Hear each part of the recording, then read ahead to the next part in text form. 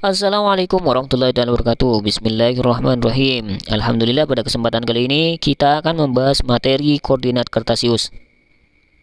Koordinat Kartesius mempunyai kedudukan titik dan garis pada bidang Kartesius.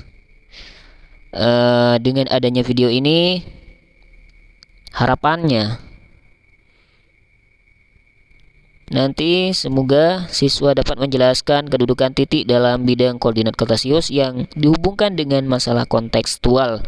Dan yang kedua, siswa mampu menyelesaikan masalah yang berkaitan dengan kedudukan titik dalam bidang koordinat Kartesius. Dengan adanya video ini, tentunya bertanya-tanya, apa sih koordinat Kartesius itu? Mari kita pecahkan lebih lanjut. Amatilah gambar di samping. Diva dan Bella menuju rumah Budia. Jadi peta alamat rumah Budia. Namun di sini ada titik-titik koordinat yang dituju atau tidak sama antara Diva dan Bella. Ada titik-titik beda yang dilewati mereka. Untuk lebih lanjutnya, mari kita pahami karena ini adalah gambar sebagai landasan awal atau dasar untuk menuju materi selanjutnya.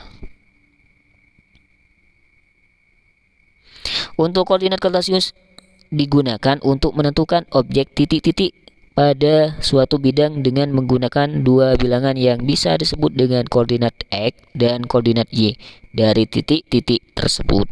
Untuk mendefinisikan koordinat diperlukan dua titik tegak lurus satu sama lain atau sumbu X dan sumbu Y. Untuk istilah pada bidang Kartesius, di sini ada dua tahapan. Yang pertama sumbu X, yang kedua sumbu Y. Nah, di sini sumbu X garis horizontal atau dari kiri ke kanan.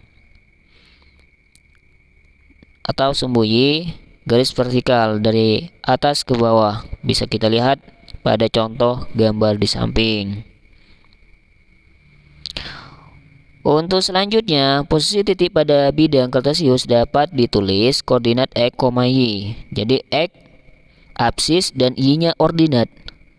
Untuk contoh, koordinat B, X, Y sama dengan min 2, 3.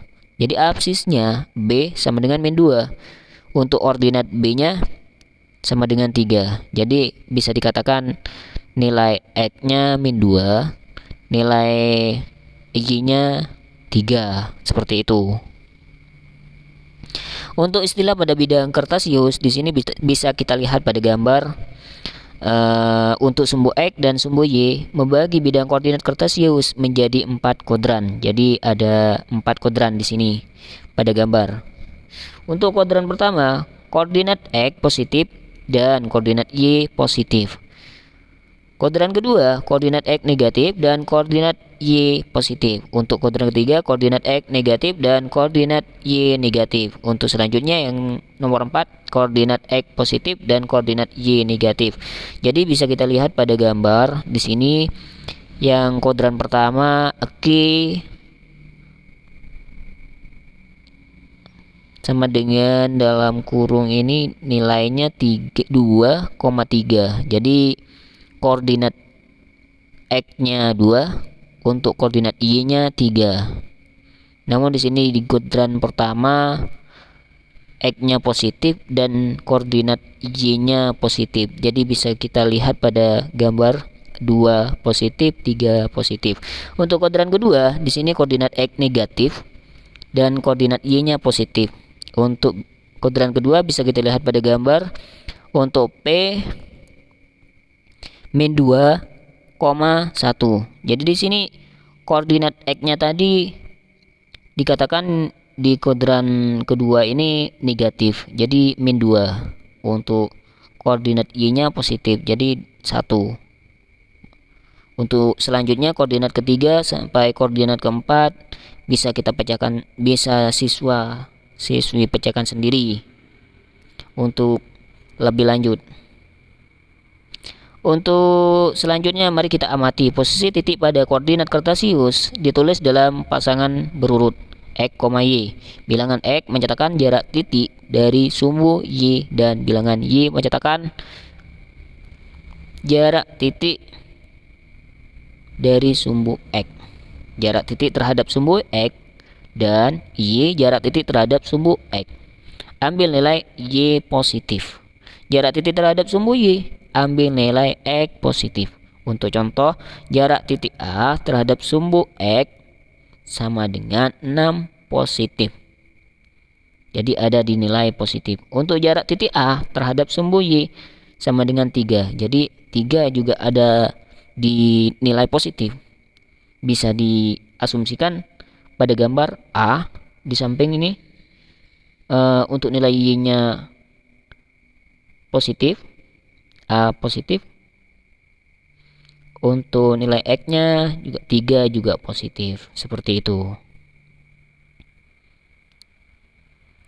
Untuk evaluasi, amatilah gambar di samping, tentukan jarak titik A, B, dan C terhadap bidang Kartesius. Solusinya, jarak titik A, B, dan C terhadap sumbu X dan Y. Di sini, jarak titik A terhadap sumbu X sama dengan 1. Jadi, titik A terhadap sumbu X-nya nilainya 1. Jarak titik A terhadap sumbu Y sama dengan 2. Jarak titik B terhadap sumbu X sama dengan 3. Jarak titik B terhadap sumbu Y sama dengan 2. Jadi bisa kita pahami pada gambar di samping. Sudah ada pemahaman tersendiri dari gambar tersebut. Jarak titik C terhadap sumbu X sama dengan 1.